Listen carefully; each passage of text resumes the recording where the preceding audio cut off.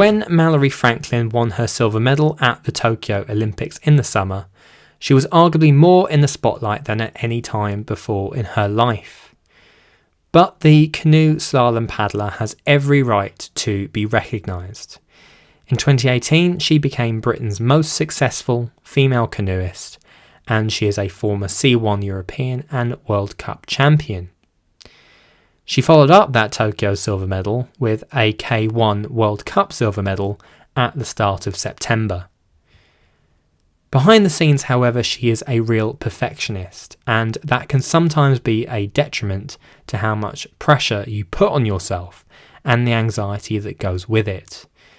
When lockdown 1 hit at the start of the pandemic, that enforced break led Mallory into unpicking the reasons behind that anxiety and getting her mind into a better place.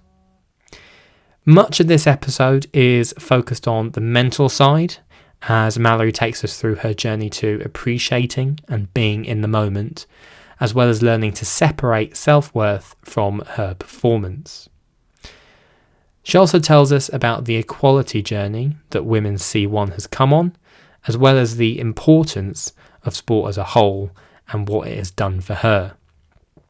We hope you enjoy our chat on this episode. Mallory, a very warm welcome to the podcast. Thank you so much for coming on, because I think it's fair to say that it's a pretty busy period at the moment, considering the last couple of months, but also what is to come in the near future as well. But ultimately, how are things, first off, with you, considering everything that's going on? No, thanks for me. It's good. It's very busy and a lot going on, but able to get some training in and get to do some experiences off the back of the games and get some wedding planning done. But all in all, just trying to get through a little bit to the end of the world, and then I'll have a bit of time off after that. Well, yeah, when you throw in wedding planning into all of that as well, that is a lot, having just come off the back of my sister's wedding a couple of weeks ago. It's a lot of planning that goes into it. We've got plenty to talk about on this particular episode. There's so many different topics we can touch on, not least the silver at the recent World Cup as well, at the start of this month. But should we start with Tokyo? Because I think many of us, including myself, are still having Tokyo withdrawal symptoms, and not having it in our lives anymore on a daily basis. And I think you said at the time that silver might take 5 months to sink in, knowing you. So has it sunk in, or do we need to wait another 2 or 3 months? It's kind of weird, I think, because I went back into racing normally and more just training again. It kind of feels a bit funny. I think I did some really cool, got invited to go watch the 100 and go and watch Cinderella and those kind of things, and they kind of help a little bit. But I think actually in terms of what that result was and what it means, I don't think it's sunk in yet, but I don't know if it ever will, to be honest. I think it's kind of one of those things that every time you stop and realize what it was and what it means, then it kind of hits you again. Is that sort of reflective of you as a person at the same time, whether you kind of take stock of those things, or whether it's kind of the next thing and you're always looking at the next thing? If that makes sense. Yeah, I think it is a bit. I think that because I didn't build the Olympics up massively in my head, it wasn't, obviously I really wanted to go there and do well, but at the same time it was I was there to try and have fun and enjoy my racing, and therefore I think even getting a medal out of it, I'm a little bit cool, I kind of did what I wanted, that's really cool. But then it's well, what can I do next? And for me, having my kayak alongside and having to drop that, I prioritized C1 for nearly 2 years, which is really weird for me and how I paddle. And so to be able to bring that back in, I think it was well, now my next goal is that, and I want to level these out again, and I want to be trying to push for medals in both boats at the world. So I think I always had that next thing to focus on. So I think it kind of does bring about that mindset of, I really liked and appreciated what happened at the games and that whole experience. I think it's something that'll always live with me, but I think I tend to look forwards a lot more. Mm-hmm. Does that sum up sort of the overall reflection of that period, in that, it was fun and it was great and a brilliant experience, but not the be all and end all? Yeah, I think that it's such an odd thing, the games, especially in our sport, because you only have one boat from each nation, rather than at our World Championships, you have 3. So they're actually, the standard of the games is generally actually a bit lower.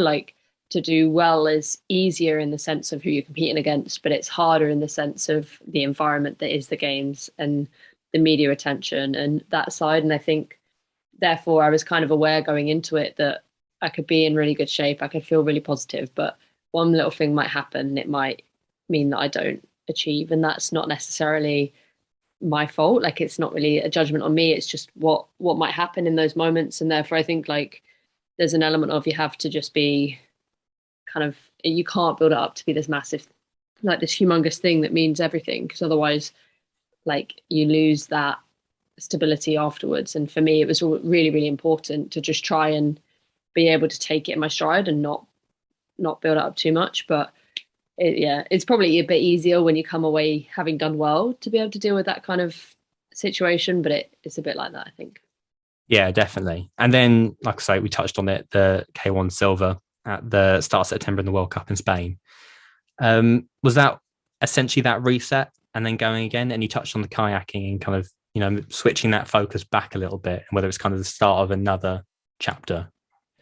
Yeah, I think it was a bit. I mean, to be honest, I wasn't expecting at all to go to that race and even final, let alone be able to make the podium. And it was really cool to see my kayak still be there, having not focused on it so much for so long. Like I was still doing kayak. I was trying to get like 1, maybe 2 sessions in a week, but I was just going paddling when I got in kayak. I didn't have any massive technical goals. So for it to still be able to, for me to still be able to perform at that level, which I think is partially because once you're able to perform at that level in either boat, you'll have that ability somewhat across. But it was really nice for me to see that. And it was definitely part of this kind of, as much as I am a C1 athlete and I went to the games and I got my result at the games in C1, it's like I also wanted people to know that I'm like a kayak athlete and I haven't given it up, and it's still there, and it's still something that I have a strong desire to do well in. Is it going to be a case of juggling the two in the near future, or is it, take it as it comes sort of thing? Yeah, I'd probably pretty much just try and stay 50-50. But I think if at any point there's kind of like a forced bias, I'd probably pick kayak, just because I've had so much time in C1 recently. And I think I've taken so many strides in that over like the 2 years preparing for the games. And I think I'd like to kind of give kayak that opportunity to kind of understand it a bit more and spend those little intricate sessions a bit more in it. But I don't think that I've got any massive need to like massively sway the weighting the other way. So I think it would just be a case of if I did like 7 whitewater sessions in a week, I might do 4 in kayak and 3 in C1, but I wouldn't do anything more crazy than that. No, that makes total sense. So long-time listeners of this show will obviously know how much we kind of champion women's sports, disability sport, and just kind of pushing the sport for all message, really, and the potential it can have if you give it the attention it deserves and properly invest in it. And after winning that Tokyo silver in particular, I think it was widely highlighted the impact that you had on getting the C1 female class into that first games as well.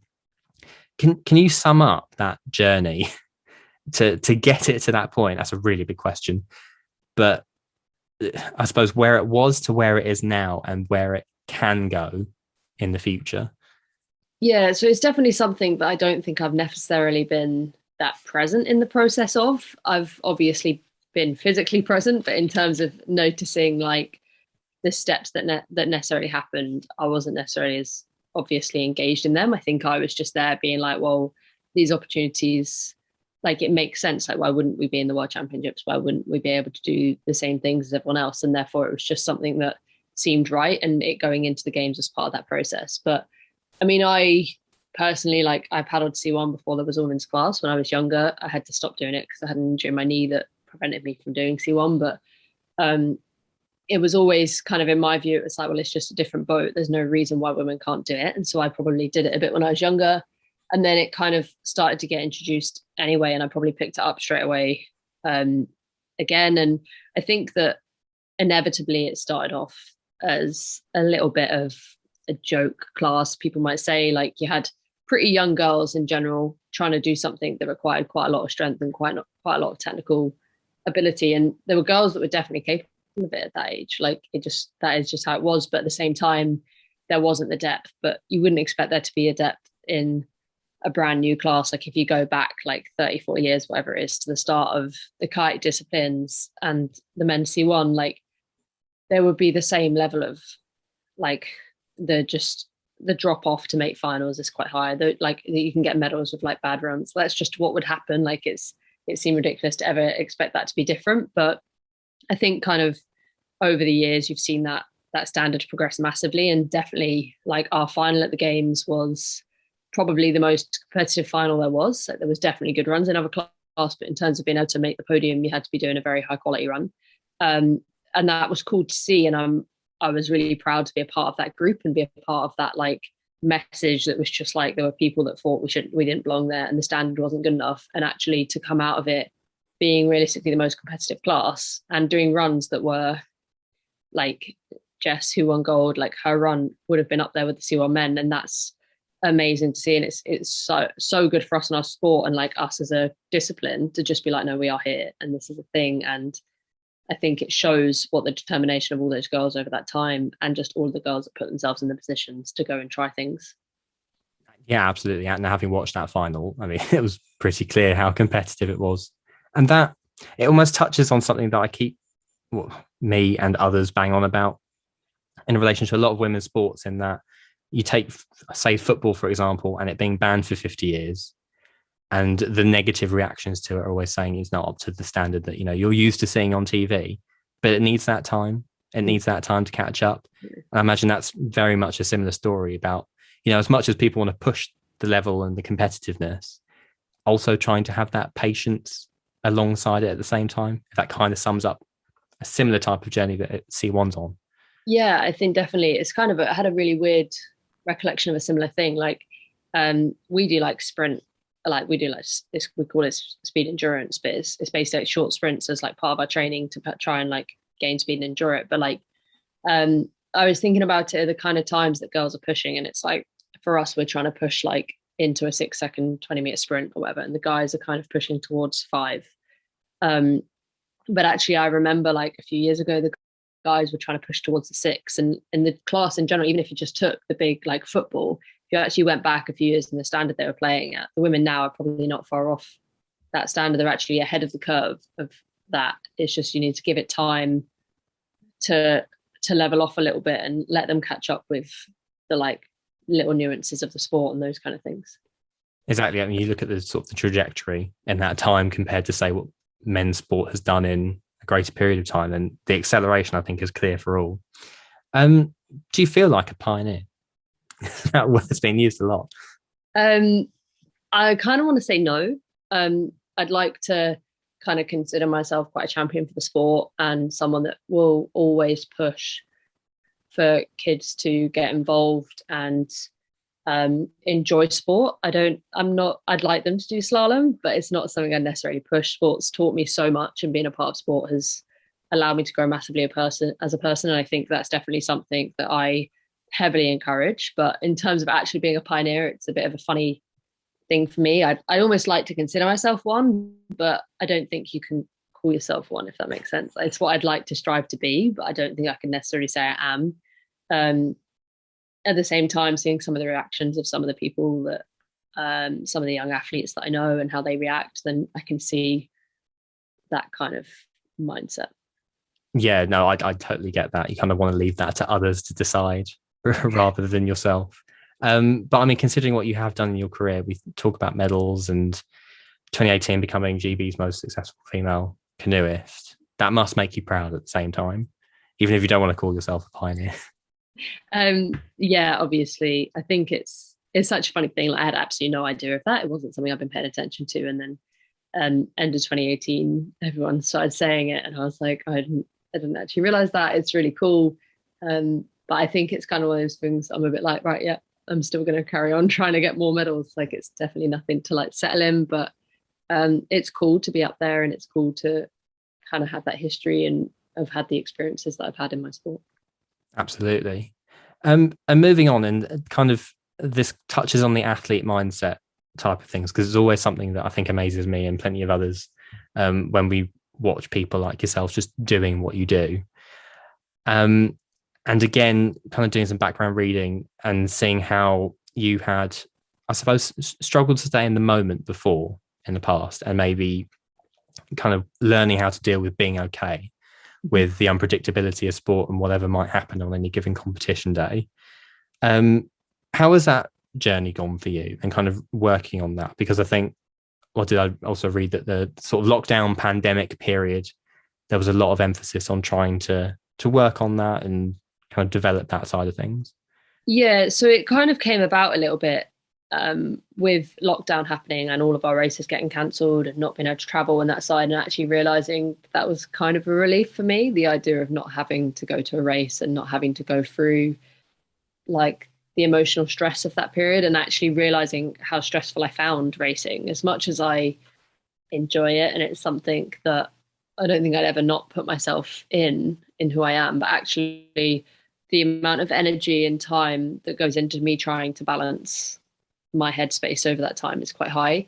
And it's, yeah, generally born around, I'm quite a perfectionist by nature, and I probably have quite a bit of anxiety around that, probably more social anxiety in terms of who I am and how I represent myself around people that I know. But at the same time, within my sport, it kind of comes about as more kind of wanting to know the result before I've done the race, which is kind of a bit stupid. And it's a lot of like, well, I kind of think this will happen. Like I kind of, when you go into things, it's just like based on like history or like expectation, you kind of know that maybe I'm capable of medaling at this race, maybe I'm not, but like kind of spending a lot of time in that place of what's going to happen, what I think might happen, what are the risks, rewards, all of that side, and not spending that much time just being like, well, actually, all I can do right now is build this profile of who I am and how I want to go about competing in my sport, and just letting that out into the world and seeing what happens. And I think over lockdown, I spent a lot of time trying to understand and unpick kind of where that anxiety comes from and why I can't trust the present and why I need the stability of the outcome. And I think a lot of that, it wasn't easy. It wasn't an easy process, but I think that it taught me a lot about kind of that element of your ability is only what you do on the day. It's easy, especially in our sport, to be like, oh, I like caught a funny bit of water and then I hit that gate, or I like missed that gate. And it's easy to be like, oh, if I hadn't have done that, this would have happened. And I'm a little bit like, well, that's not true, because it happened for a reason. And it was just a case of that's the level you performed that day. You couldn't do any more, because otherwise you would have done more. You may have future potential to, in a similar situation, make a better decision. But at that particular moment, that was what you did. And it was a lot of kind of accepting that, and therefore trying to put effort into making the best decisions and putting myself in a position where I was able to be free and have headspace to be able to see things clearer in the moment. And it was a lot just trying to shift away from that kind of needing to know the answers and wanting to prove that I'm good enough, rather than just wanting to enjoy what I spend my days doing. It's almost relatable. I put that with the caveat of like, I'm nowhere near elite level sport, but sort of when I fenced back in the day, and I was in a competition, I'm like, oh, I don't want to get drawn against him because I lost him last time. Even though I might not get drawn against him, who knows? But I do want to get drawn against him because I beat him last time, and so on. It's just those mental games, even though, that might not ever happen, considering how the run of the competition goes. It sounds simple when you say it, doesn't it? But putting it into practice, I imagine, has been a very different story.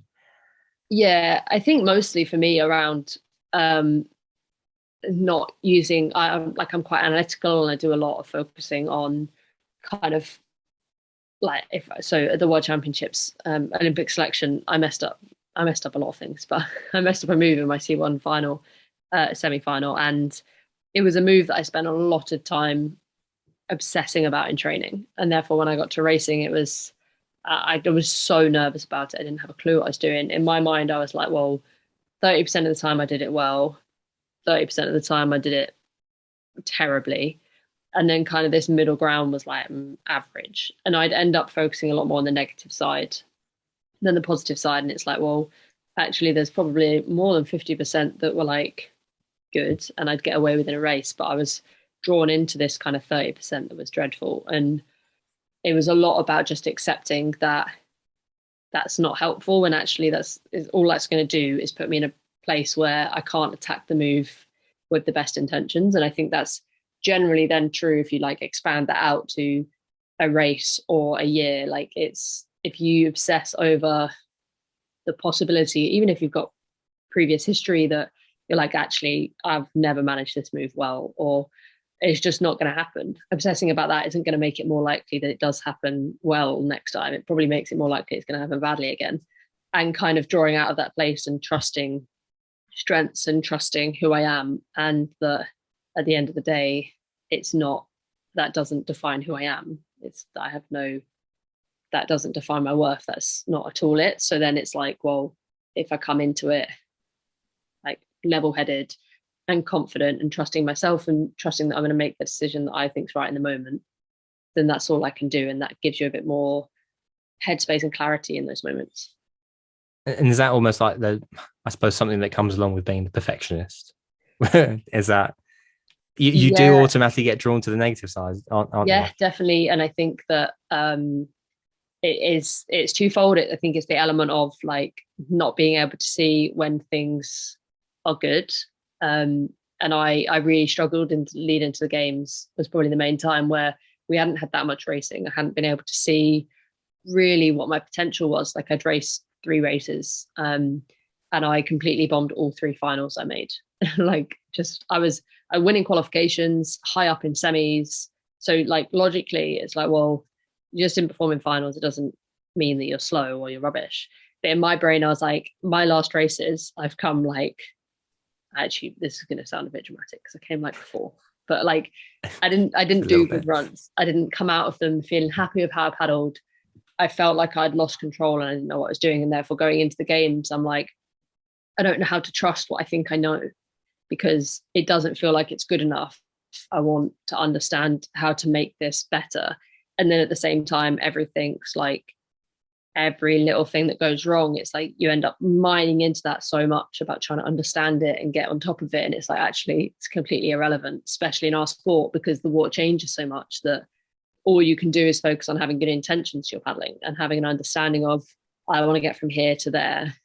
This is the like foundation blocks of how that's most likely to happen in the quickest way. And then I have to just let myself react from there, rather than trying to like understand timing of every single stroke or like angles on the boats and those kind of things, because it's completely irrelevant realistically.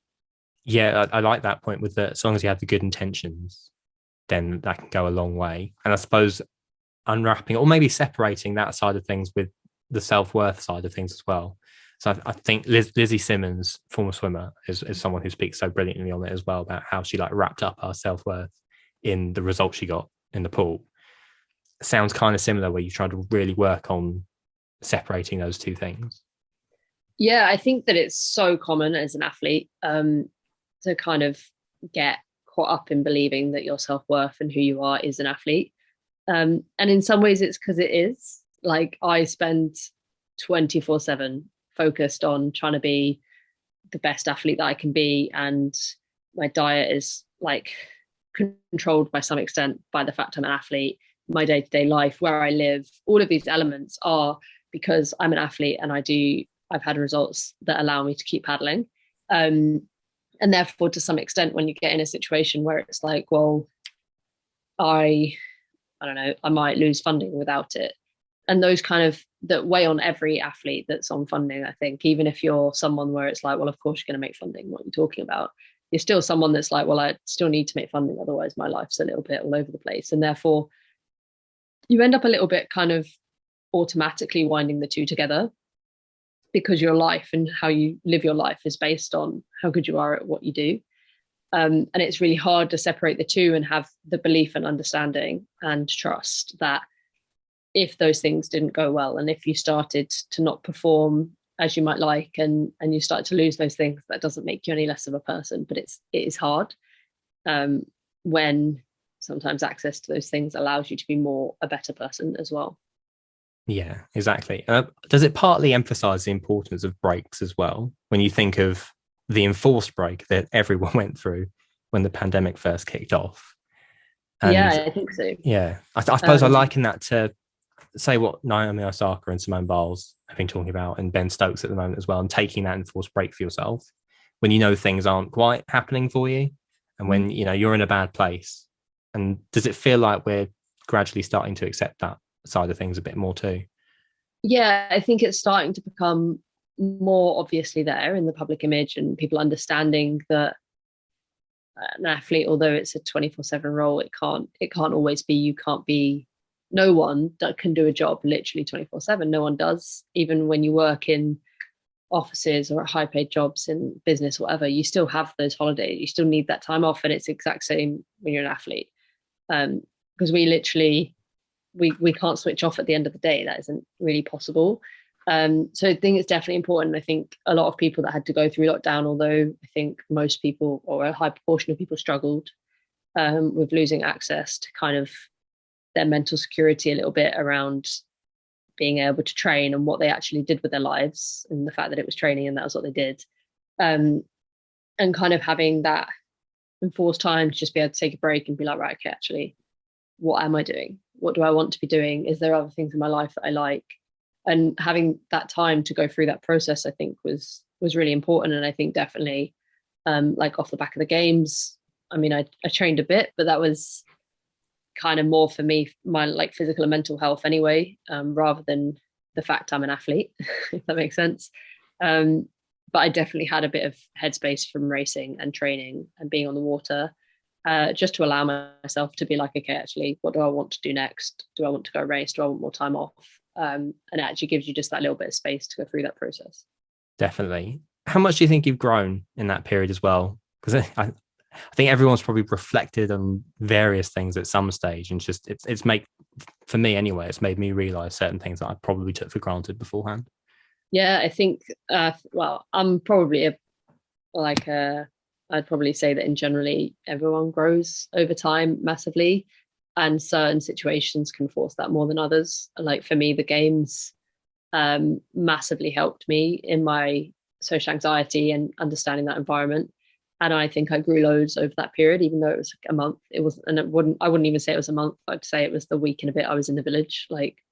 Um, but over the whole of lockdown, I think people just gained an understanding a bit more about who they are and what they valued in life, and therefore kind of had more understanding of who they were, and that in itself is inherent growth. That experience in the village, I think I saw you touch on that in the Guardian piece that you did, and just seeing people being normal. Whether that it is that kind of the effect it's had on you, that everyone is ultimately normal at the end of the day, Yeah, or their own person. it's so hard to really like put a pin in exactly what it was. It was something about being in an environment where there was like all the GB athletes, and those people span from Adam Peaty and Tom Daly that and that are in the public eye, and that kind of feel quite celebrity even to an athlete. That spans all the way to like kind of me, who, although I feel a little bit like I'm not a nobody, in that situation I was very much a nobody. No one knew who I was walking through that village. And it was so weird because they were operating kind of in the same way. They were operating in kind of a normal life, just eating dinner, eating lunch, just spending time with their friends.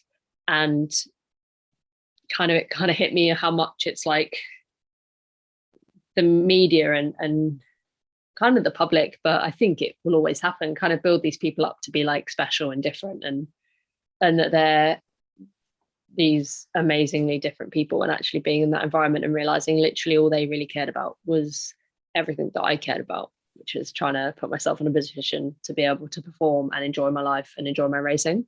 And that was pretty much all and realizing like similarities whilst we were all so different and all doing our own thing. And they had this whole other world that was the media like personality of them. I don't know, it just kind of settled me, and it just kind of made me understand that and how different and how normal but different everyone is. Yeah, exactly. And then off the back of obviously what you did out there and the increased coverage in yourself, how's that been to handle? Because it's like I say, really a lot weird. of people know who you are now. Yeah, but it really doesn't feel like it. Like I was walking through, me and my other half went just like round the Dartford area. We're trying to find waistcoat for a suit for the wedding. And we were just like walking around, and it was literally like he just found it so funny because he was like literally was walking to the shopping center. Absolutely no one has any idea who I am, nor do they care. And like he's there, it's like you're kind of like a little bit famous, but at the same time, no one cares.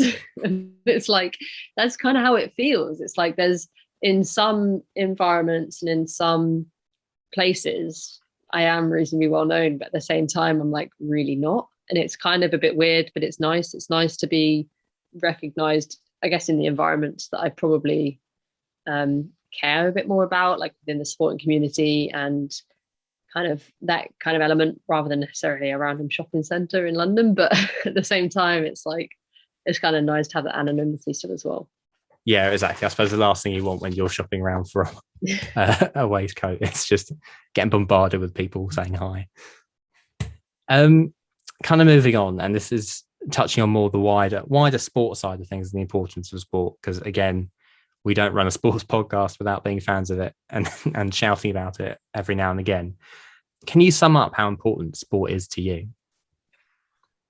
Good luck with that one. I can actually. I mean, when I was younger, literally when I started primary school, I was the kid that would not say yes to the register. Like the teachers had to check I was actually there because I wouldn't say yes. I refused. And I was very, very shy. I always have been, and I think I'm inherently still quite shy.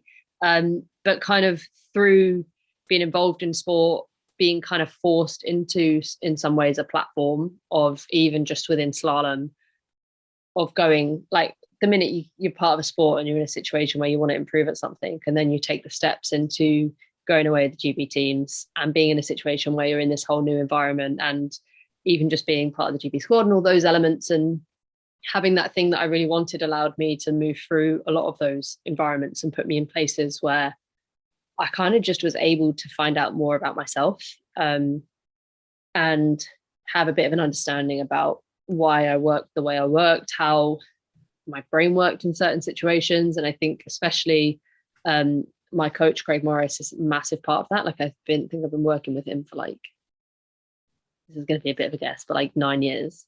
So he's been a massive part of like, I mean, he's a massive driver towards making well-rounded people, not necessarily well-rounded athletes. And therefore he does a lot of like, just trying to hold a mirror up in some respects and being like, okay, this is how what you're doing is coming across. And therefore, do you really want to be like that? Would you like to be different? It's fine with either answer, but like just a bit more understanding. And I think kind of understanding the fact that because I was quiet and shy, that other people might perceive that as me being, I don't even know, just rude at times, I guess. Like I wasn't really someone that could walk in a building and just say good morning to people. I needed them to like engage with me because I didn't want to interrupt all those parts. And like actually he's like, well, that kind of just looks like you walk into a building and you're like head down, don't talk to anyone, and it's like rude.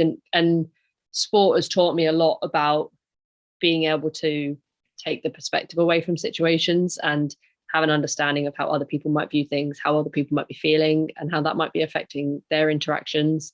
And I think all of that side is just like taking that back to like my family and going and seeing my parents and kind of understanding how they work and how that's developed onto me, and having an understanding and just being able to acknowledge that, I think has really helped me kind of mold more who I want to be, and has allowed me to be someone that I'm really proud of being now. Yeah, absolutely. Like I, again, can kind of relate to that because likewise, painfully shy as a child. And I'll be honest, part of my reasoning for getting into journalism in the first place was because it forced me to talk to people.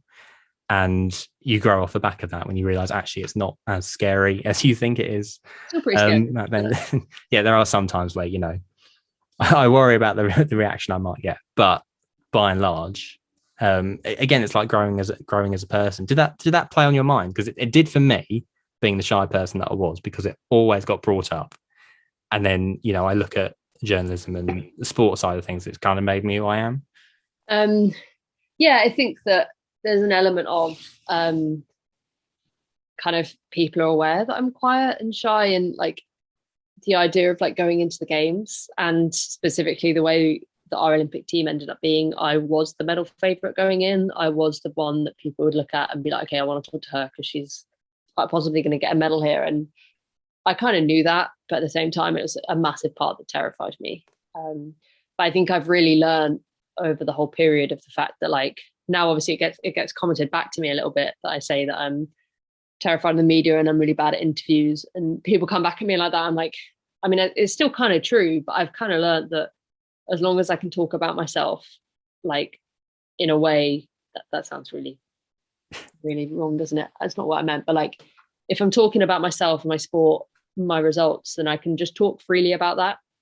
I can just be honest and open. And that's all really in those situations like require. Now, the things that are like scary are the things where it's like trying to be scripted, or I filmed Question of Sport a few weeks ago, and those kind of things like utterly terrifying. But I think I'm learning more and more to just kind of not be embarrassed by who I am. I wouldn't necessarily say I was specifically embarrassed before, but like, but it's more that inherent just terrified of how you might come across and how people might perceive you and what that might mean.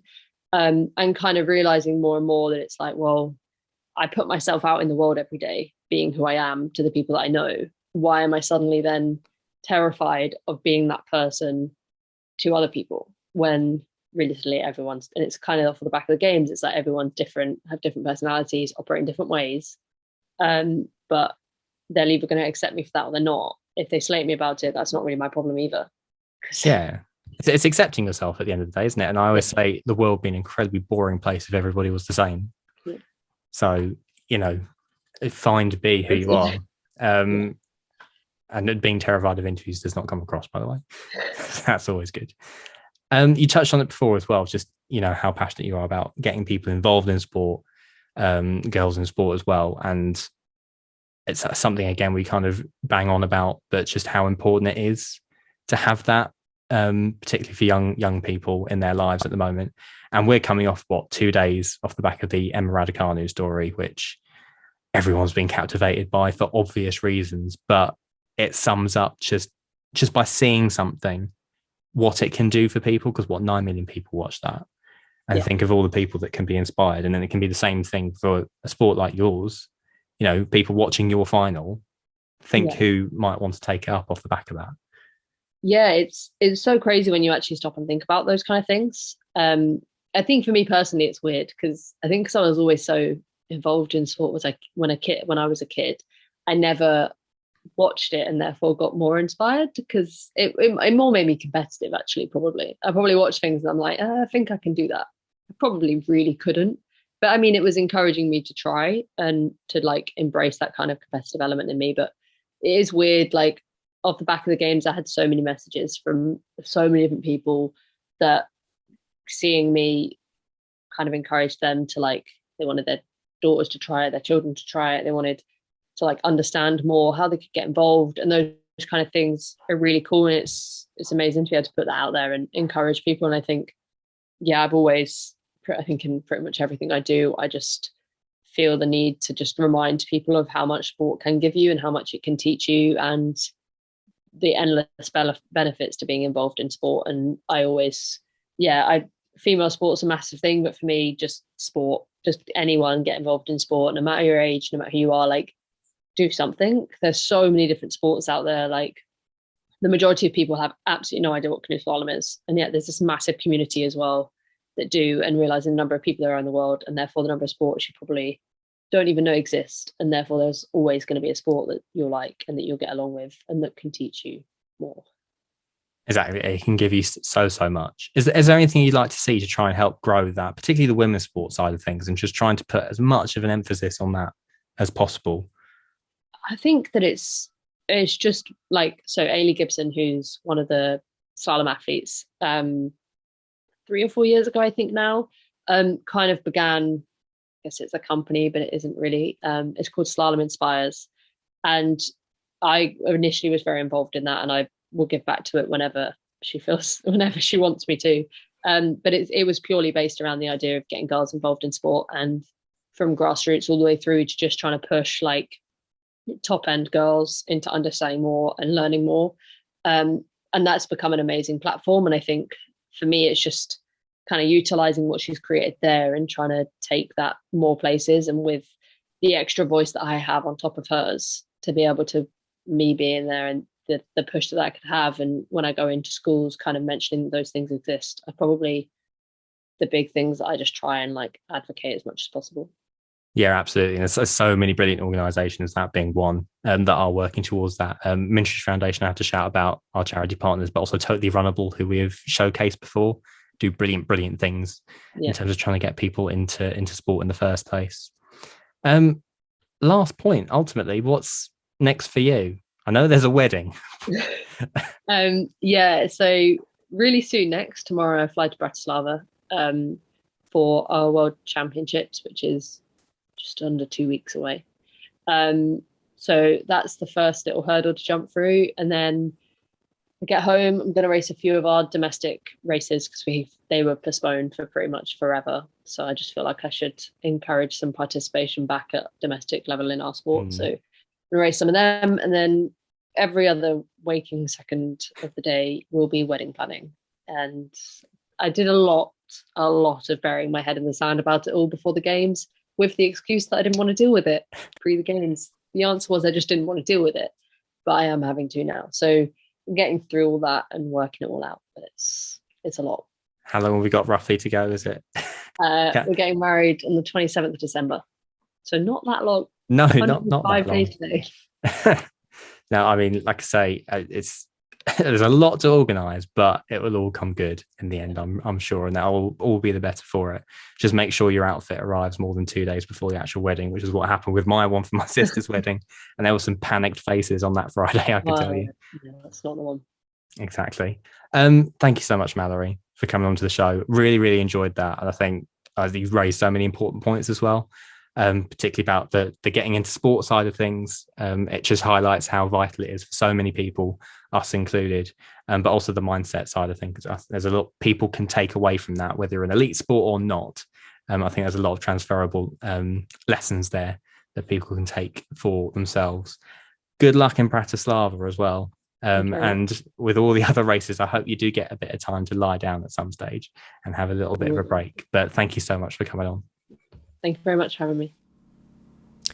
A massive thank you to Mallory for taking the time out to speak with us, particularly as she was flying to the World Championships the day after we recorded that. They take place later this month and we wish her all the very best. It also takes a lot for someone to talk about their mindset in such an honest way, so we really appreciate that and hope everybody listening has something to take away from it as well. That is it for this particular episode, everybody. Some final messages before we go. You can, of course, follow us on social media to find out what we are up to and get updates on all the episodes. We are on Twitter, Facebook, and on Instagram. All of our social handles are at SportSpiel Pod. I'm also changing jobs soon, so things might be a bit hectic in the near future. But once things settle down for both myself and Will, we can get back to our usual fortnightly schedule. Thank you as ever, listeners, for tuning in. Please spread the word where you can, as it helps others find the show. And we will be back with another episode very soon. Goodbye.